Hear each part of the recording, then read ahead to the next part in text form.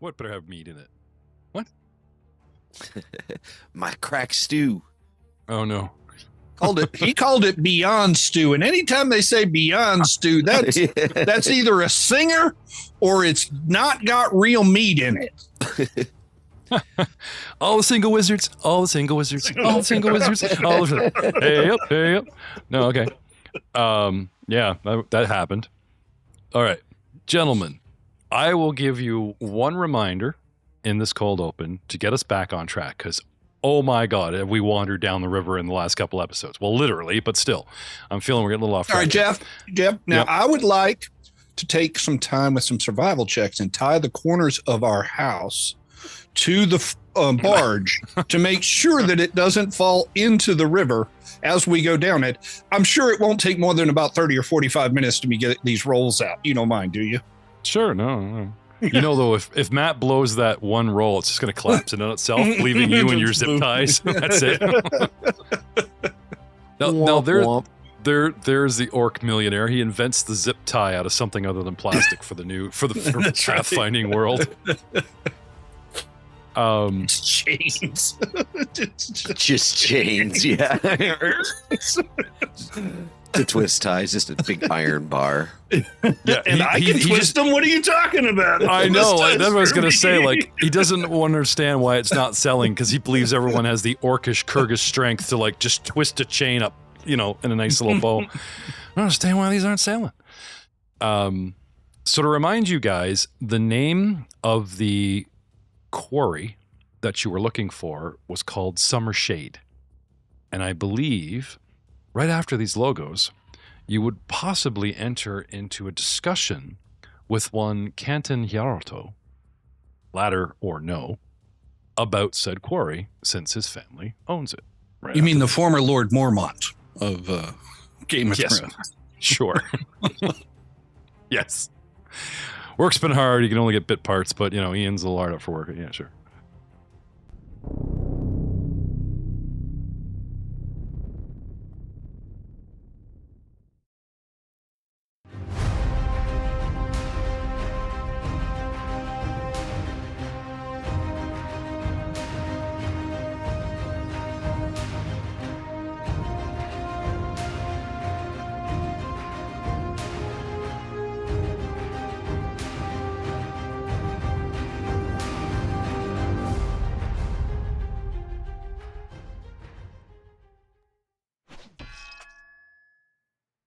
Hello, everyone, and welcome to another exciting interest of everything you didn't know about Game of Thrones, with your host, Doug Baldwin. Doug, you've piqued my interest. The actor, Ian Glenn, who played Jorah Mormont. Jorah Mormont. Jorah Mormont. Jorah? Okay. Jorah, Jorah. Jorah? Yeah. Okay. Now, I know it's podcast, but I mean, the scaly man.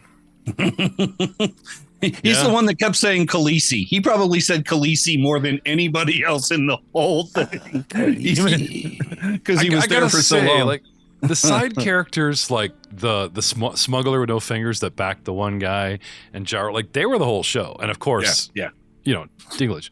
But I just can't get over how Canton Hierarto, spelt with a J, looks like the actor Ian, and absolutely you said the guy who played.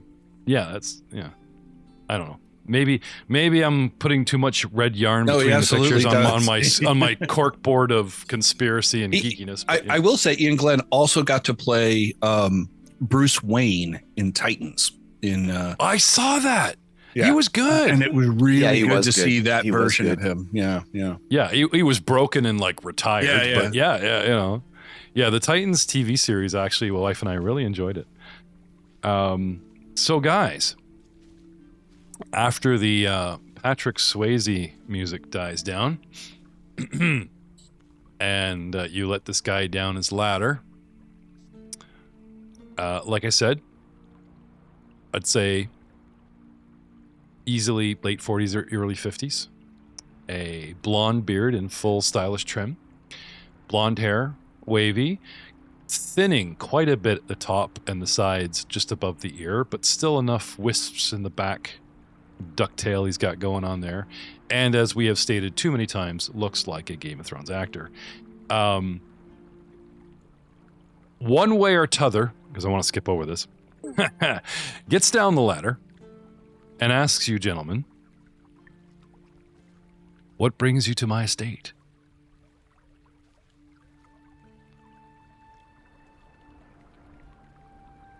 We have some information that your quarry, Summer Shade, has some potentially questionable activities going on. Ah. He leans down and in Halfling asks if your name... Now, to you guys, you hear warm hovel, beef pot pie, second breakfast, twinsies, carom. As he asks your name in Halfling, are you Carom, the investigator? Karam's a little surprised, but he'll maybe glance back at his friends and say, I am, also in Halfling. Ah. He says, your people sent me a missive via pigeon of your potent arrival a few days past. It was delicious. The pigeon or the message? The bird, he says. On the rival. He pats his pocket as if to indicate like a small rolled up, carrier pigeon message is still there. Not the missive. He said, the bird. Have to get rid of the evidence. That's what the missive said.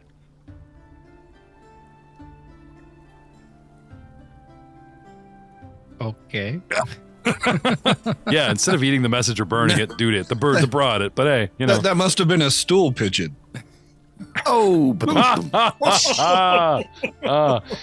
and the hero point goes to the dude that backed my horrible line of comedy. Yeah, there you go. No, not kidding. Setting you guys all to 0. One apiece. I Doug knew has I 2. wasn't going to get. I already had 3 because of good play last session. And I said to you, when you handed it to me in the last 5 minutes of the session, I said, I'm not going to get a chance because you're going to reset us to 0, aren't you? You said, no. But I have 2. That was a week ago. Actually, you know what? As far as these string together, if that's what I said, then yeah, you have 3. Unfortunately, they cap at 3. I'm not going with the variant rule of getting chips bribed and I'll take my measly one and be happy. Hang on a second. Were you at 0? We're taking back the reset, Matt. Now I'm suspicious that he had none just to give Doug 3. No, I had multiples as well. All right, what'd you have? I just won't complain too. Oh no! I've been down and out. I've been ill for a while, so I think Doug's within his right. That's okay. No, that's fair. I actually do recall the conversation he's speaking of as well. Yeah. Sure. For the fans, it's only been 10 days. For us, it's been like fair, 3 weeks. And I'm only teasing. If you'd like to reset, I'm fine with it. No. I count 1 little, 2 little, 3 little players out of a possible 6. You can have your 3 hero points. Best of luck. Moving on. Moving on. I don't want to hear complaints during the TPK. I don't know. I gave you all those hero points, man. So I'm just gonna look at him, look at the guy side-eyed, and be like, "Well then," looking around. Is there some place we can go and talk about things with a little bit more privacy? He looks around at the virtually abandoned estate that's a private estate on a private hill, and he's like, "Sure, come inside, gentlemen." I thought we were outside though. We are, right? Yeah. It's almost like he's thinking about I ate the bird. What more privacy does he want? But all right, inside.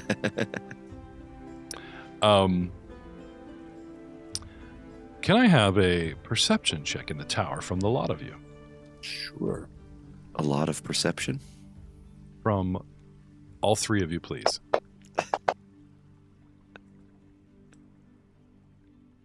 Albrecht knows all. Albrecht sees all. I don't know what I rolled, but I'm sure it's good.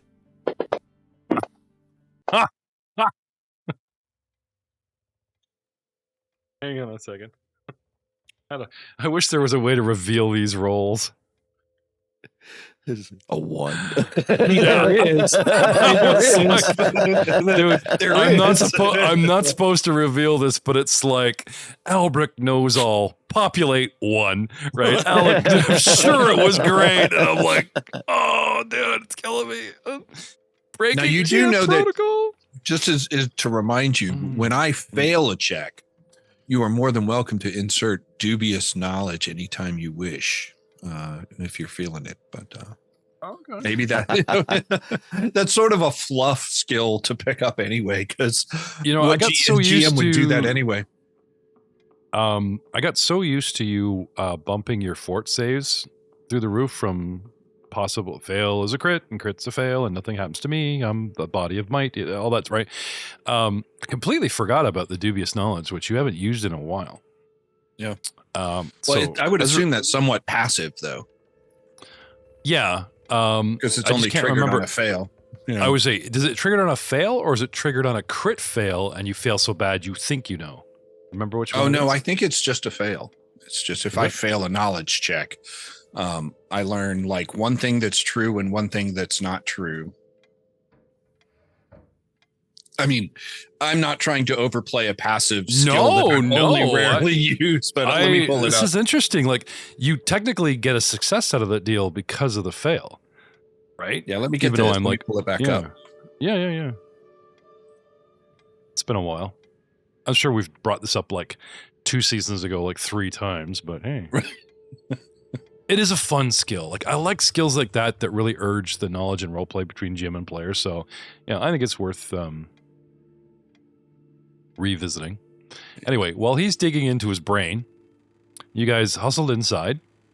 The man does have some hired help, perhaps servants. You see there's the odd person bustling about the house, like an old biddy that he calls like Miss McGillicuddy, who you don't think is a relative and seems to keep the house in order and possibly have some minor kitchen help to cook meals for whomever, right? And possibly doubles at like said butler role as she... you guys remember like the old Sherlock Holmes and he actually rented a flat and then there was the lady that actually owned the house and kept these gentlemen that couldn't even feed and bathe and clothe themselves in order because she kept the house in order? You know what I mean? And she always complained about the noise he was making because he was always experimenting, like shooting walls and all that stuff, right? But there was this proper British lady owned the house and made sure that they at least were fed if they didn't manage to feed themselves and send out laundry and do all this British Victorian stuff. That's the vibe I'm getting from this place is it's not modern where you have your almost overly popular halfling butlers that turned into slaves that are now freed up here. It's a whole racist thing to something that's a little bit more chillaxian old school where you were not nobility or aristocrat unless you had a couple of servants. You had to have them. If you lost them, then it didn't matter how much money or wealth or fame or real estate you had, you weren't maintaining your nobility. Do you remember how ashamed the woman was that you met on the docks? She was a noble woman with this fancy business her and husband had, and she broke down in front of you, right? Same kind of thing. Although he seems somewhat down to earth, there are still those signs of chillaxian nobility and somewhat gaudy furniture, and like the house was in its prime 20 years ago, 40 years ago. And it hasn't fallen to ruin. It's not like the wallpaper's fading, but you guys remember that indestructible furniture and wallpaper from the 70s that we grew up that carried over into the 80s? That's what I'm talking about, right? Kind of out of style, but it's perfectly clean and fresh and good and used, but there it is, why throw it out? It's still good. Still a beautiful Victorian age couch, still beautiful gold filigree, brass fixtures that have been rubbed down to shit, but they're still brass and intact. Keep them. That kind of thing. And as you guys move about the house, you pick up the sounds of, a handful of servants. Anyway, out comes Miss McGillicuddy in an apron. "Oh, my lord, guests, I see. Business or pleasure?" she says, pointing at like one parlor, the other door. These doors are closed. And he says, "A bit of both. We'll take tea in the front parlor, Mr. Gillicuddy." "Excellent, excellent. Oh, well, you boys must be famished." Right? Looking you guys and treating you guys like he's 12 and you're his friends that came from playing in the mud. Right? Sizes you up. Right, tall stack of sandwiches, the type of thing, nothing offensive, nothing like, "Oh, you're a big boy, I'll make a whole roasted chicken." Just, right, I've got all this mutton chops, so I can make sandwiches, great. So she's happy to use up this massive feast of leftovers, so happy you guys are going to eat it, tea, everything, right, present. She runs off into the kitchen, door opens and swings, and you catch the clatter of people, and he himself opens the door to the parlor, where you have a desk, a big overstuffed antiquated chair, facing it 2 more chairs that could be turned easily to face a coffee table, more chairs, a couple divans. And he says, "Gentlemen, please make yourself comfortable." Okay. We're moving and sit on one of the divans. Yep. It creaks under your weight in a way of saying, "Only one guest, please. But don't share this." Oh, crap. We just went to the Beauty and the Beast house. The furniture talks. Be our guest. No. Come on. Sorry. No. It's you're a pest. You're a pest. Albrecht will also find a nice, comfortable place to sit. Oh no, the whole thing's in my head now. You'll You're get welcome. leftovers, don't You're expect welcome. the best. Dun, dun, dun, dun, dun, dun, dun. We'll bury your body out back with all the rest. You're a pest. Sorry. What was that, Al? I'm just going to find a nice, comfortable place to sit. It's got a table where I can have my teacup or snacks. There are bookshelves. I'll go read the titles of the books that might be here. Oh yes, the great scholar Glug Glug. No. Like, Actually, unsure about the stability of the divan, he gets back up and wanders over to the bookcases. Sure. Exactly. Oh, right. As you guys are ushered into the room, he waits a moment and indicates to you, Karam, to take one of the overstuffed chairs that are closer to the desk, almost a position of honor. Okay, I'll hop up on it. Okay. He himself sits in front of the desk in one of the other overstuffed chairs, opposite Karam, opposite this big opulent hearth and fireplace, which isn't far from some decorative paintings, and then, the back wall beside the window that has said bookcases that Glug Glug is pretending. Can you actually, what languages do you speak and read, Glug Glug? Orcish and, whatever the common equivalent in here is. I have a +1 to my intelligence. Teldorian, actually. Teldorian. Teldor is the common language, which I thought was neat. So I would know that, and Orcish, and I have a +1 to my intelligence, so I'm not dumb. I just, so I probably have another language that I haven't picked up, but so I have an empty slot. So I always thought she was sort of like cloistered, small jungle town guy. You're not an idiot. I'm seeing the world. You guys, I've seen. This New experience things, is broadening my horizons for sure. Exactly, and this library, could expand your mind, right? Okay. Perception of the tower, Glug Glug. See if anything catches your interest. Okay. Karam hops up at a chair, and I've already forgot what Al was doing. Just Is chilling. chilling? Okay. There is a cart and tray with booze on it. And he sits down and waits politely, lets you guys tuck in and relax for a minute. I will approach the cart with booze on it and look at what he's got, and I don't know, maybe I guess a crafting check to determine the quality of his it's all been like out of bottles that are not marked, poured into decanters. So like the brandy of the day or the week has been selected, poured out into a decanter, and then the bottle is hidden in the cupboard, and he's got this decanter unmarked of amberish liquid that can be, poured into glasses that are ready to go. Do you say anything or ask anything of him, or just go over and have a whiff? Have a waft, yeah. Yeah, okay. It smells like Chilaxian brandy. I mean, I'm assuming that every border that your country touches is an easy 10, 15, 20 tops crafting check for you. Every border you have to hop, imported, maybe another 2 to 5 to said check. Right? Okay. And you being a booze aficionado, probably studying the land or whatever, right? Want to know what's out there, right? Kind of a given, and an alchemist, right? Yep. So for you, it's not too hard to figure out, Now, I'm not saying you rolled over 30 and it's like, it was made by a widow on a Thursday. Well, I mean, if it makes a difference, any crafting check I make, if I succeed at it, it's counted as a critical success. Right. So. Made by a widow, stored third barrel on the left on a Tuesday. Is it a particularly good vintage? It is decent. It is decent. Okay. It is nice enough. It's the above 70% that you would spend on guests, but not celebratory, So, give it a good waft. Yeah. Look at the man and give him a nod of approval. Of course. Please don't wait for Miss Gillicuddy. If you gentlemen are parched, by all means.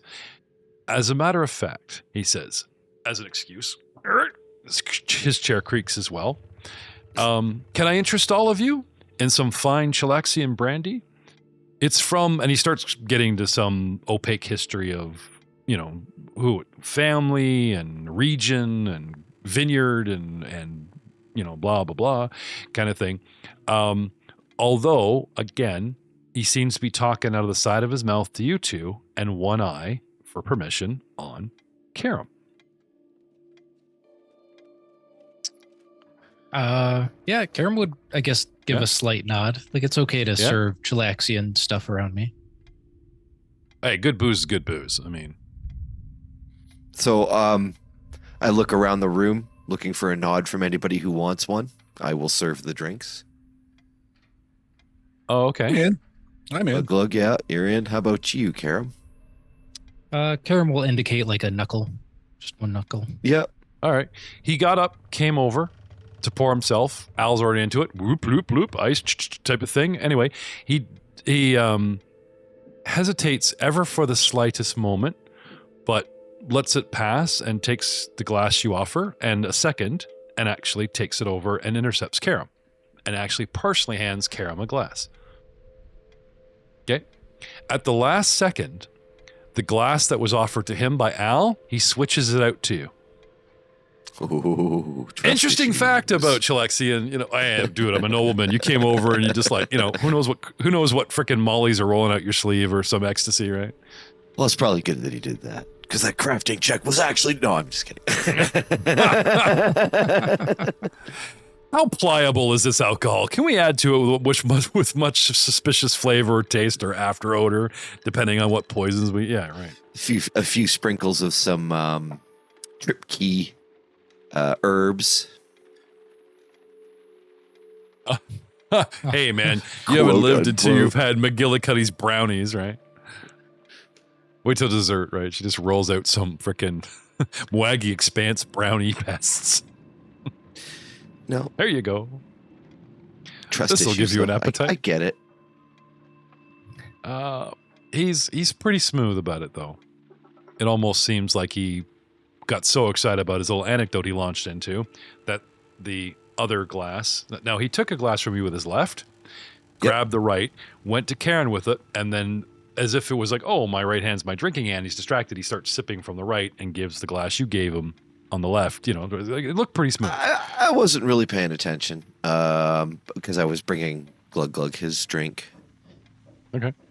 And then sitting down on the creaky divan. Oh, sorry. I wasn't talking to you, Nat 1. I'm talking to Karam. He's noticing everything. Sorry, I meant you. When I said Karam, I meant you. Yeah. Anyway, you guys sit back down. Enjoy your brandy. And I only poured like a knuckle for everyone. Oh, yeah. It's, you're being polite. We're not looking at, lunchtime special, right? Sure. Sip at it, see how you like it, right? It's 3 knuckles. No, I'm kidding. Get totally Glug Glug's holding up his... Yeah, I was going to say, Glug Glug's holding up his thick knuckle going, making faces at Al. Like, what the hell, man? I honestly don't want to get... This is my pinky knuckle. Like, what the hell? The idea. Why is it that the orcish knuckle sounds like a dirty sex movie? It does. You got your rusty trombones, your orcish knuckles. If your Calaxian, somebody's going to use it, and it will be.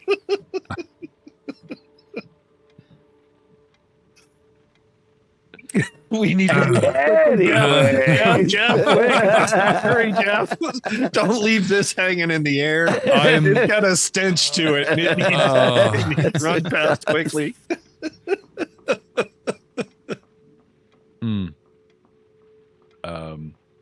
Yeah. Before you know it, Miss McGillicuddy shows up with a massive cart loaded to the nines with mutton and bread sandwiches. Now, a medieval sandwich is not your fluffy white bread cucumber sandwich or egg salad. No. We are talking pre-Earl of Sandwich, where there's these sort of, massive flat hero sandwich, flat baguettes kind of thing that are hacked apart with a dagger and mutton and sauce gravy left over from the night before laid into it, much like an episode of Friends, Moist Maker, that kind of thing. Like, my dear mistress, this is quite a spread. I've never seen anything quite as luxurious. In my entire growing up, we never had anything as lovely as this. In fact, it made me sound slightly British instead of Southern. Oh, you flatterer. You boys, you go on. Just being exposed to its presence. Yeah. Ushered me with elevates me entirely. A level of civility I've never before experienced. Any excuse to change my character's perspective on life. You imagine when Al figures out that whatever he eats or is exposed to slightly alters his voice and personality. Like, we thought we had trouble with Ryan and Merrick. Holy crap. There's a rabbit hole for Glug Glug that we could, especially if Al starts like drug him. Yeah, ma'am, thank you so much for this. Today he eats Mandarin. Back home where I come from, this would feed an entire village. So I'm quite grateful to you, and it is a luxurious spread. You telling me like this paltry spread would feed an orc village? Come on. Well, if we were hungry, if there hadn't been a lot of humans nearby lately, then. I honestly would make him roll a deception on that one. Yeah, really. Yeah. At least a diplomacy check, right? Are you trying to get into her good graces, or perhaps his, by being nice to the help? That's legit. Yeah, absolutely. Yeah, okay. In the tower. There's a diplomacy. How they act and how they truly perceive you in the back of their brain could be quite different matters. The aristocracy, or all right. Pulling a dishcloth tea towel from her apron belt sash and, flicking it at you like, oh, you boys. Anyway, she seems quite tittered and flattered and happy that you, approve of tea time spread. And in classic, unintentional racism. Now, be sure you big lads save some for the little one, waving at Karam, and then bustles away. Karam, almost too good to be true. Hey, you get the royal she don't know how much. She don't know how much you eat, does she? She's never seen you around a campfire like we have. I can't believe you guys have never heard of secondsies. This is Cheliax. Are you kidding? Halflings look forward to firsties because they're slaves. Secondsies. So second time this week I was fed. You know, can't That's have why we came poultry up with fat secondsies. butlers. Yeah. In my second life, I was fed once. Yeah. Anyway, so she bustles off, and he's like, "Gentlemen, please, help yourself." Anyway, there's a stack of plates, and they seem cool with the whole like function, like load a plate and daintily sit on the edge of someone's living room and have at it. There's no real table to eat at, so there's cutlery and things here, and okay. Snack time, baby. Or you could literally stand at this table and just stand beside it politely, trying to keep said mess contained. Whatever you want to do. He lets you guys have at it, and again, makes special note to re-invite Karam, looking at you and waving you over, like, please.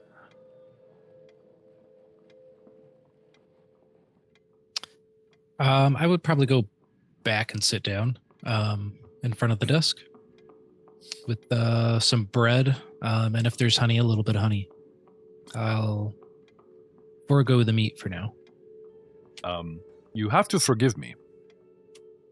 The missive read that you would perhaps arrive yesterday, and I had prepared this grand feast, which we enjoyed in your stead, and all I can offer you is the leftovers. Apologies for the misunderstanding. We had a problem with a barge. Yes, travel can be hazardous sometimes. I hope the local flora, fauna, and monstrous humanoids didn't delay you too much, gentlemen. Oh, no. Just, magical cabins on barges and securing it. It's all quite tedious. A magical cabin, you say? I didn't know such... I want to say fairydom, as in like you rent a ferry and that's part of the thing. I'm sure that's not the word I'm looking for. Such travel accommodations were rentable or exploitable or somethingable. Gamma's going to have a freaking field day with me. I just know it. Anyway, I didn't know such a thing existed. Leaning back on one of the divans, dropping food into his mouth, and then like wipe, do the. Oh yeah, no. There's. Oh, by the way, the turkey mutton is ringed by grapes, so have at it. You want to paint a picture? Let's go all the way. And it just looks over. It's wow, nothing but luxury for the people who roll with Albrecht. A very distinctive Yorkshire eyebrow is raised, but we're not going to go down that Monty Python hole. Thanks.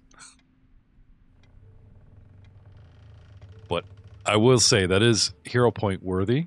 Not getting one, but it's worthy of one. Anyway,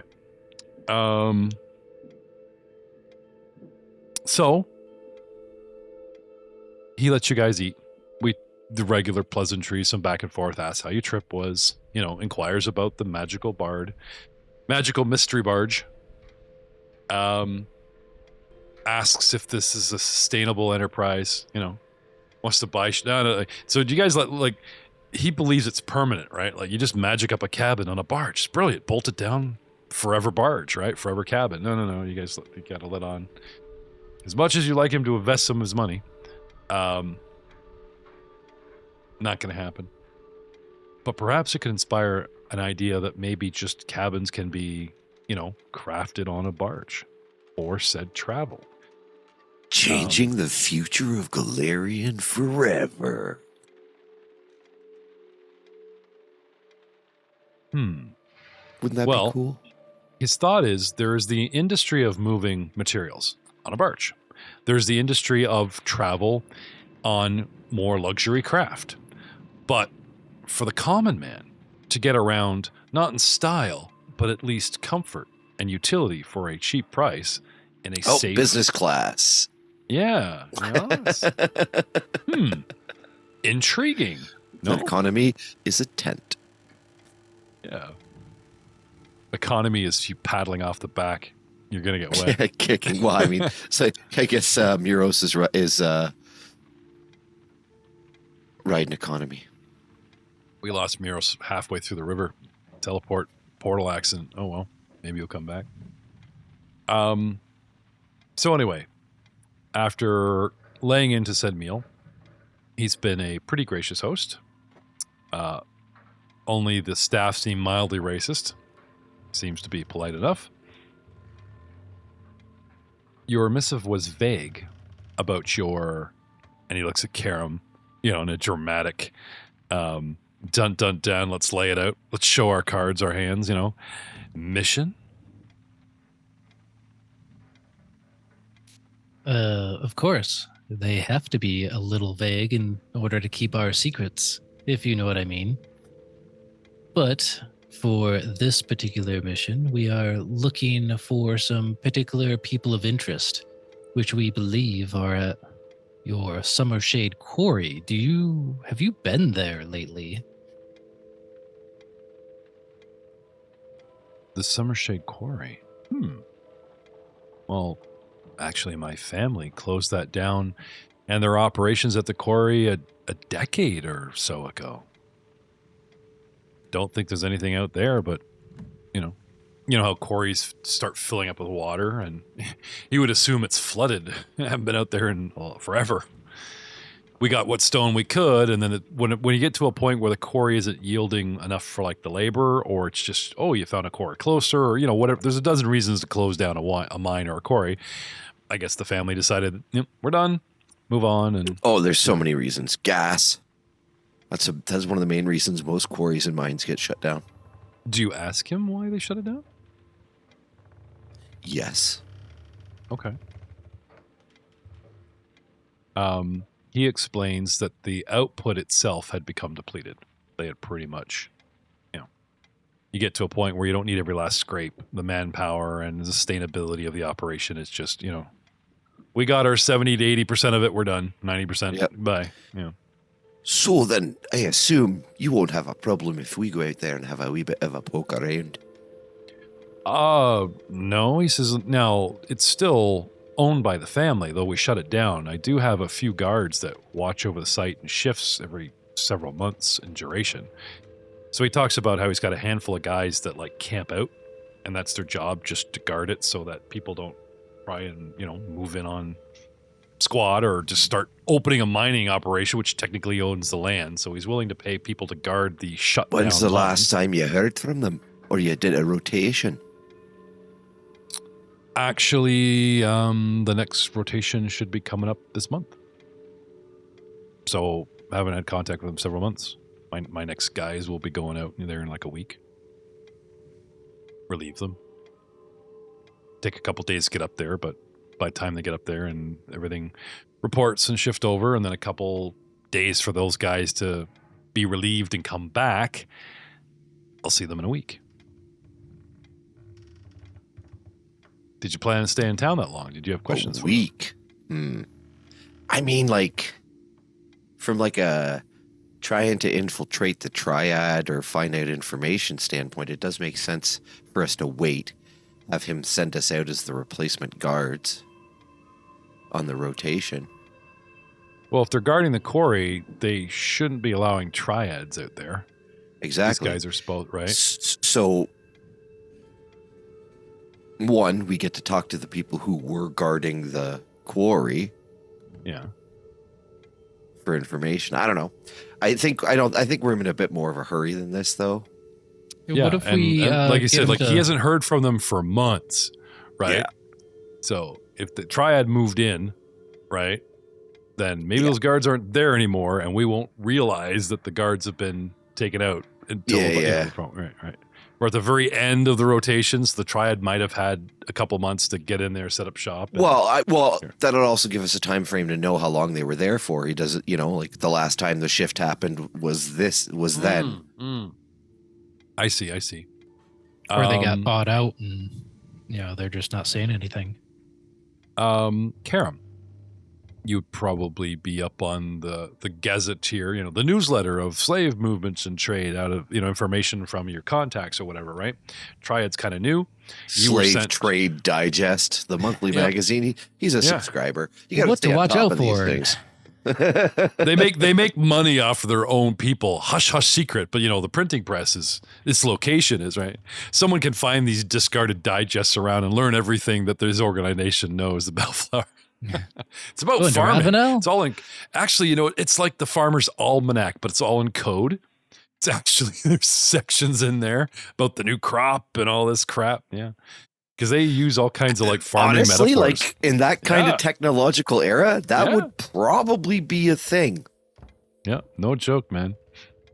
Al's on to you, Karam. You better tell them to switch out the almanac. Next thing on the almanac. The dwarves are on to us. The dwarves are on to us. Hey, man, there's a dwarven triad dude. Like at every little party, notice they always got a dwarf in there. I'm kind of noticing that. Yeah. Mercenary scumbags? What the hell? Not from my mountain. That's okay. None of them had Scottish accents. That's also part of the motivation behind me pushing so hard against the triad is because they're freaking dwarves, man, giving us a bad name, slaving pieces of crap. He doesn't want to do the right thing. He's just taking the shit personally. Put that down. No, it's pride. It's like racial pride. Yeah. Which in this day and age, maybe not so much of a good thing for a fellow like me, but for a dwarf, that's their life. Oh, I get it. You're trying to open a business in the middle of a region of countries that are adjacent to all this crap going on. And, Triad popped up. Oh, a dwarven business popped up. They might think you're a front for the frickin' slave trade. And their agents came right to your frickin' town. They came to Breach Hill. That's true. Yep. And a guy named Karam, who works for the Bellflower Network, came all the way to Breach Hill chasing these assholes. Like, talk about trouble coming to your business doorstep. You have every right.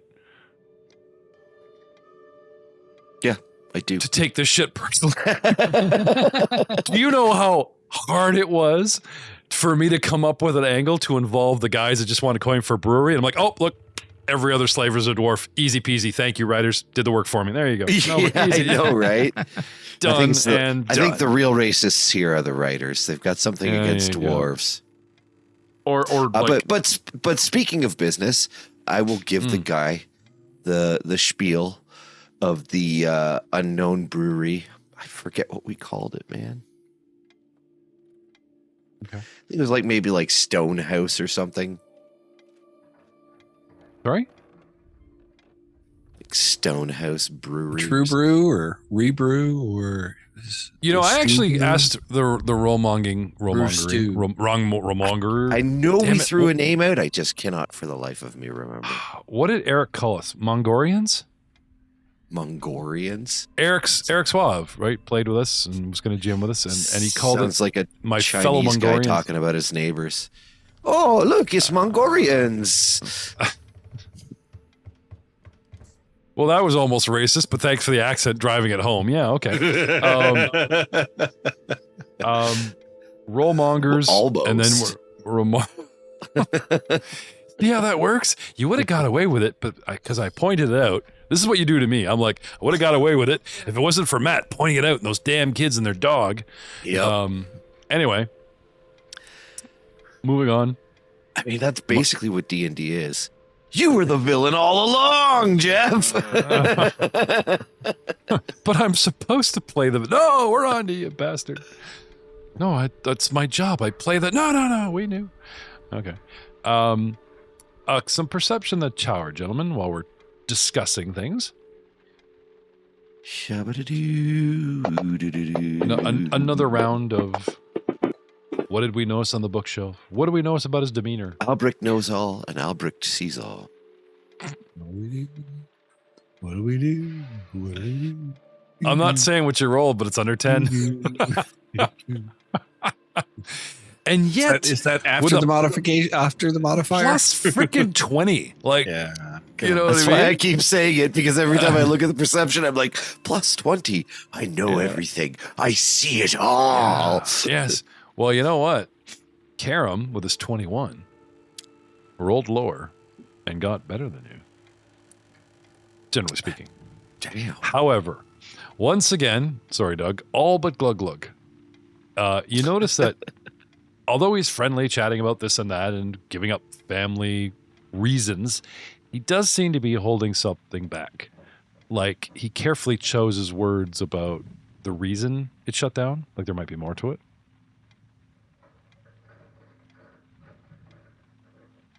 He does seem to react well to diplomacy. He's been very diplomatic. If you guys want to have a go, try and dig some of that out, or possibly take another approach. I mean, I don't think Glugglow's above like burying him in bookshelf. Tell us more, you know. Who are the names of all the... No? It's You're not going to be bad cop? Look at Doug's face. How dare you think I would use my strength for wrong? I'm sorry, dude. I'd like another bit of that pulled pork if you've got some. I just want to be fed. I'm not halfling. Please feed me. I don't mean to complain about that beautiful crack stew that Albrecht is able to make. It bears no comparison to the feast that you provided to us. Do you guys have you ever heard of Christmas crackle?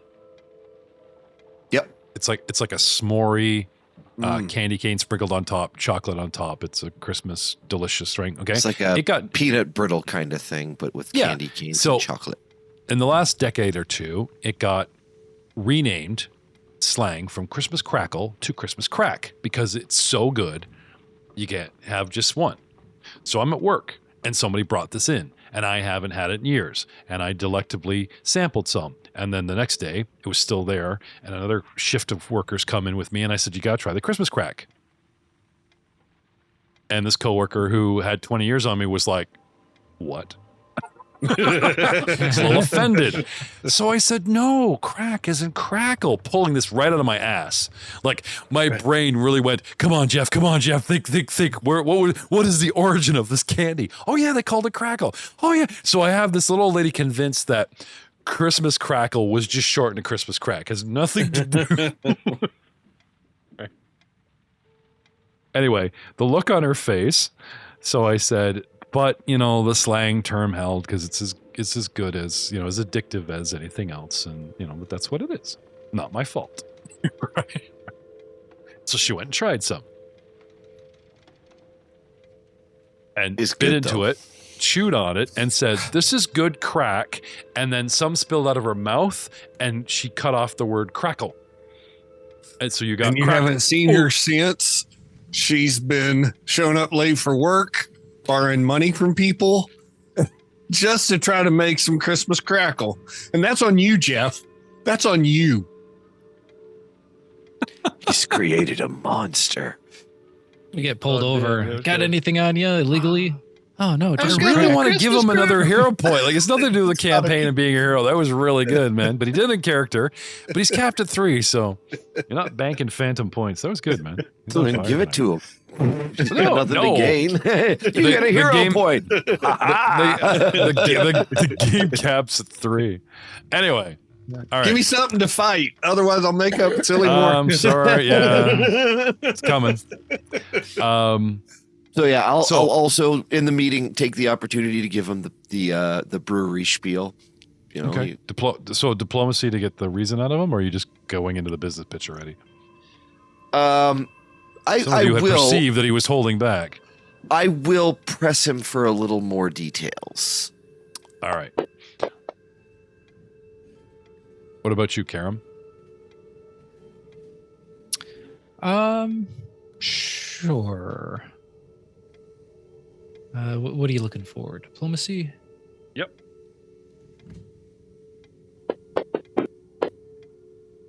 There it is. What's your angle, Karam? How would you ask him to delve more about reasons? Let's see. It's funny because I already confirmed the role, so he could just talk shit out of his ass. It's like, wow, that worked. What? We make this holiday treat. It's so good. I've got some in my pack here, wrapped up with my lambda bread. Try this. I'm kind of interested in knowing, if you stopped, what seems kind of expensive to get guards over there and kind of protect the area. wouldn't you want to just kind of close it off and have fewer guards, take a look every once in a while?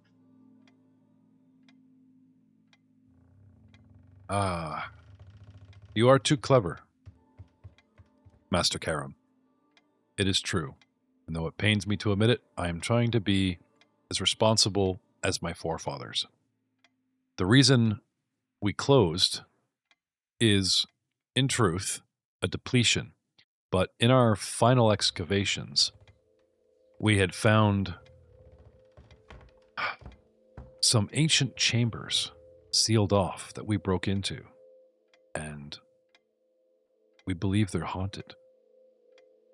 Now, not wanting anything to escape, or passers-by or the curious entering and dooming their own fate, I have stationed men at the edge of the quarry to keep anyone away in the interest of Whitestone and to keep our family name intact. How bad would it look that people fell to the haunted undead on land that my family owns? I would be personally responsible for their deaths and to hire adventurers to do something about it. It is more affordable to guard and a preemptive approach, I believe, than just to disturb the restless dead. What are we talking? Zombies, ghosts, ghouls. The workers fled. The symbols on the walls, the shrine, the sounds, apparitions. I've had all kinds of reports. Has anything actually fled or attempted to escape these tunneled halls? Not to my knowledge. But again, we closed the quarry, and the entrances and exits have been guarded by half a dozen brave men that I rotate out several months. It's the least I could do. My family has gained a decent amount of wealth from the different quarries in the area. It's on our family name that we disturb these ancient chambers. Right. Yeah, we've had a fair amount of similar mishaps happen as we expanded our holdings in the Five Kings Mountains. Some things are better left buried. But I even have to so... ask. Sorry. No. You go ahead, Lord. I have to ask, gentlemen. He says, turning to Karam, still thinking he's the head of this little mercenary band, a dwarven and orc muscle and magical and little muscle esteem. Your mission, he believes, usually pertains to crops, not haunts. So I'm curious your interest in White Rock and the Somerset Quarry, Master Karam. Like I've said, we've had some information that there could be some ongoings at the quarry. These ongoings are involved. Have you heard of something called the Scarlet Triad? Da-da-da-da. You ever watch CSI where they say, like, if the guy looks down to the left, he's remembering something. If he looks up to the right, he's creating something, hence lying? Can't remember which way it is. Give me a society roll. He seems puzzled, and he actually seems to search his brain for the name, and he says, no. Are they involved in...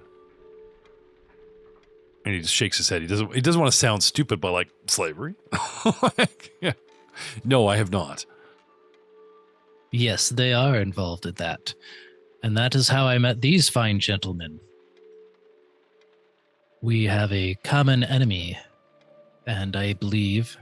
Thank you for clarifying. I was like, great. That hung in the area a little longer than the slavers. They're with me. I am getting them off of the slavery train. Yeah, I'm He is a dwarf, them personally. He is a dwarf, These guys, I'm an they flock to the ex-slaver. trade, like, yeah. I just Yeah, thought you it get a was dwarf and an orc, and we're not busy in the slave trade. Watch our next encounter with the triad be another one that's headed up by a dwarf. Dude, how many manacles are you carrying on your person? Are they open? Like, you didn't put them away, did you? We've got a half dozen of them. Yeah, easily. Yeah, like clink. He's got a bag that clinks like manacles, or if one's on his belt. Like, what do you think we think? I mean, one This out is of the 9 symbol. He holds dwarves is a slaver. You imagine like holding up manacles? This symbol. Put the pieces together. Wait a minute. Carries manacles. Readily shows us a symbol. Travels with a dwarf. No, I'm just kinky. You're not a Bellflower Jedi. You're a Sith. You know. All right. What? Wait a minute. What? Oh, and the knuckle joke comes around full circle. Damn, he's just piling on the phantom hero points. I'll tell you what. We're going to start phantom hero points. You get enough, it'll conjure us into a real one. Maybe what time of day are we at by the time we're done with our repast here? It feels like we're wrapping up. I don't think we're going to get much more out of this guy. I mean, you kind of had, afternoon. We're like the sort of 11 o'clock till 2 o'clock afternoon visit. And how far away? You said that this place was like a little past halfway to our actual destination. Your actual destination is the Somerset Quarry. Oh, right. How far do you have to go? Yeah. Beyond. Okay, so you went 40 miles to Kintargo, right? And then you continue on the same river, another 50 miles, right? At that point, you pick up another river called the Catharazosa. Oh, geez. The Catharazosa River? Yeah, hang on. Bear with me. Yeah, have at it, boys. Catharvosa? You know what we should do? We should get I should get Gamma. I should send him this before I edit it. Get him the Make clip him and then, tell you. yeah, like get the audio clip from Gamma and I'll just plug it into the game here and you just you get to hear Gamma like Catharazosa, see how you pronounce it. Catharvosa? Catharavosa. Yeah. Catharavosa? Catharavosa. It looks like a U. The OU. I would say Ravusa. Yeah. Ravusa. I guess it depends on your dwarven or accent. Yeah. Accent. Catharavo, USA. Anyway, so you're going to go 50 miles more. And then in a confluence where the two rivers meet up, you guys are going to turn onto the other river and go upriver some more and go along trails either by land used by stonecutters or the actual river, another 70 miles. Okay, so reaching it's the Great far. Yeah, you guys are you're a third of the way there, quarter to a third. We should try to stay the night here because it's nice. Yeah, that's kind of what I was, inquire about a nice inn as far as a place to stay would go. Because you kind of feel an inn, more roleplay, episodes wasted. No, gentlemen, you'll be my guests. Hell no. Perfect. This woman will not see us spending any more freaking time on episodes with all that crap. No, I insist. You'll be my guests. This was planned by the GM when he looked at the editing and went, shit, I got to start sucking up to one of these guys, roll a D3, Karam. He likes Karam. You must be my guests. There you go. Behind the screens, GM Jeff 101. Thank you. Please stay. I've already drugged you. You're not going to get far. Wait, what? Oh, we're staying. We'll discuss antidote prices in the morning. What, do you think I got rich from cutting frickin' rock? Exploiting adventures that come down the river. That's where the real money is. Don't want to dirty my hands with the slave trade, but I'll explore you rich bastards. Foreigners. Don't worry. We'll find out that he's the masked guy down in the quarry, and he'll say, if it wasn't for you... Exactly, yeah. Expecting the map. For you crazy guys. This is Glug Glug with his freaking turkey nap and bourbon going on, right? And he's picturing this playing out this way, him peeling the mask off. But no, bringing him back to reality. We get from reading books. Scooby snacks. That was really good, dude. Stay at the house? Okay. That's some really good weed. That's some really good weed, my man. We found Glug Glug's new voice. Oh my God. So do we have to hire a new barge from this town to go further, or does this barge gonna keep? Yeah, that's. Well, considering those guys won't start suffering from withdrawal like for at least 24 to 48 hours, and you'll be gone like 6 or whatever. If you want to like stay overnight, see how those addicts are in the morning, maybe there's a mutiny and they convince their captain to stay till the dwarf returns to feed us again, or you can cut a new deal. Okay, no, that's fair. Okay. Masses of poppers. Onward. Crawling towards my direction from everywhere I've ever been across all of the world, just trying to get another mouthful of the crack stew. Onward.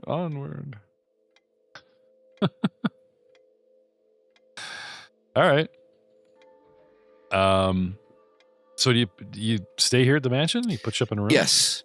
It's like a bed and breakfast, tiny little room, tiny little beds. Yeah. So the reason I was asking is, did we hire this guy to take us the whole way? Because we did pay him the full distance in kilometers. Damn, I thought I was going to double down on my money. It's like, you guys don't remember you paid the whole thing? He's sitting there. You just walk right past him, hire somebody out. They're like, okay, got our money in our stew. Just making sure. But I think it's worthwhile staying here the day, do a resupply, stock up on stuff. We've take had some nice stuff to the crew of the barge. See if we can take some of if there's any extra food, I'd like to take some to the barge crew. Glug Glug shows up with gift bags for them. I know you've lived your whole life. In some cultures, they call these doggy bags, but please don't think about it that way. You go to like the tourist thrift shop and you buy them like tourist swag from the town they're all from. They all have these shot glasses and they're like, what the fuck am I supposed to do? Okay. Just to put this in perspective, okay? That's like Doug coming up here to Canada and buying Matt a Fenland Falls snow globe. Merry Christmas. Okay. Well, I bet you don't own one of these, right? Really funny, though. I bet you don't own one of these because you lived there your whole damn life. Or buy him some maple syrup. I couldn't get the turkey sandwich through customs, but hey, check out the snow globe to buy some shit at the gas station, wrapped up hoagie and some shit. Anyway, very kind of you. I mean, especially if it's prepared or you ask Miss McGillicuddy. You know what? Do you actually ask Glug Glug one-on-one, Miss McGillicuddy, a little diplomacy for like some leftovers for the trip, or absolutely, I'd love to feed the crew, because if we're going to be here for the evening and it's only afternoon, I would happily take that back to the crew and back. That'd be a great little mission for me. All right. So you want another diplomacy check? Yeah. Okay. And if it's low, I'll burn a hero point on it. I'm not going to give you a hero point, dude. I'm going to give you experience points for such a kind gesture, going the mile for like nobody NPCs and stuff to stay in character. I love it. I'm literally going to dip into the Age of Ashes, go that extra mile XP, because you've been such pricks lately. Dude, I've been feeding them for months. But this is Mrs. McGillicuddy's Moist Maker Turkey Sandwich. Will you drop the price on our fare if I feed you fuckers? I'm fucking DoorDash. Hey guys, I'm DoorDashing him. Exactly. He's totally selling out to DoorDash. Hey guys. I was thinking of you guys, and I brought back. That's nice. And I look at them all expectantly, like they're going to tip me. No, I'm just kidding. I just gave Doug XP to piss off Matt. Sure, let's go with that.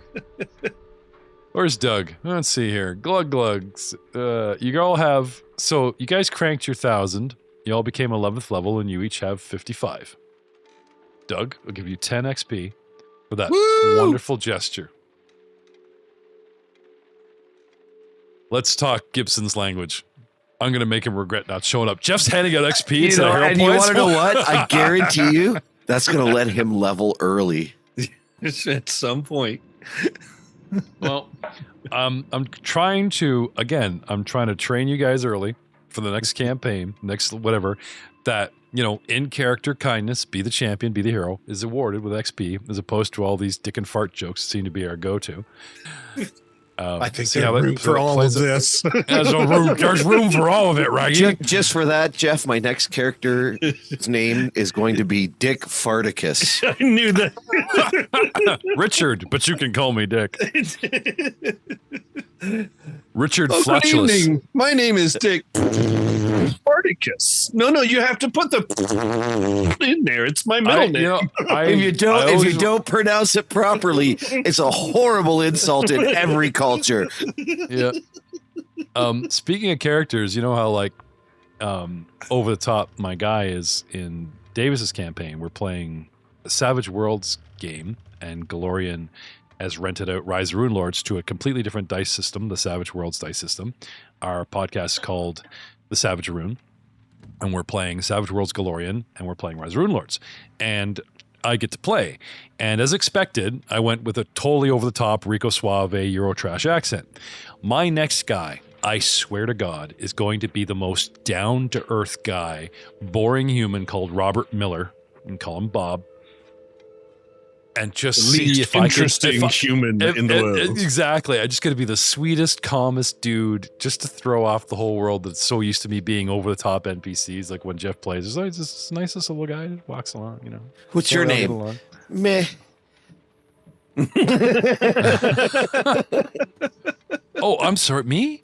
Yeah, I thought you were talking to my companions I wanted that graciously let me accompany them. Meh. I thought you said meth. No, meh. I don't know. It'd have to be like something so normal, like Bob Smith. Oh, no. Explosion's got an awesome one. Call me Hugh. Hugh the Human. Nice. Thanks, dude. Explosion gets another patron. Teacher in high school. Would you like a patron point to torture these guys with it? Just give them out of candy. Let's get to a fight so we can burn up all these points. Yeah, I know, right? Before the next session. I had a teacher in high school. His name was Robert Mann. Bob Mann. Oh my God! You want to fight? Stop eating turkey. I actually felt like that was a more generic possible name for a person than even like John Smith. Yeah. Bob Mann. Nice. All right. You passed the night. You were not drugged. Miss McGillicuddy did I not. most certainly was, good sir. Yeah. Non-consensually. Non-consensually drugged. Okay. Middle of the night, he's making some bathtub moonshine. Do, and this is good for the morning. What ails you? Okay. You imagine that?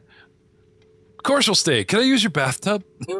I think you're gonna have a bath, right? Friggin' starts melting paint. Starts melting the paint off the walls and shit. This cracked stew isn't gonna make itself. Yep. Everyone, those gas leaks and the whole family died of monoxide. I have to take a bath in it, or it doesn't set right. Oh my man. God.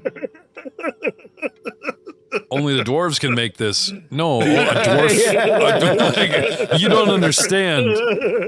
When they say dwarven recipe, like he's in the recipe. It's Do you want to know the worst part about fermentation? Dare I ask? It's possible. That could be a thing indeed, good sir. Look, I'm just saying, eons ago, when the dwarves started rolling up their pant legs and squishing grapes, and then they got tired and kind of sat down. Wasn't the alcohol content never came from grapes. Just sweats out of you. Dwarven yeast infections. Yeah. Oh, God. Doug picked up what I was putting down. But man, I'm sorry. I'm sorry to everyone. Again, Jeff, save us and stick us in a fight quickly. Yeast infections. Or at the end of another episode where I had no idea when you guys came down your mountain, You and Frank. That we would bring the yeast of the dwarves with us? No. You're like, we're here to provide alcohol to the humans and decimate the population. We'll protect our borders by killing humans the gentle way and make money off of them. Poison the humans and profit. Damn. And we will see you all next time.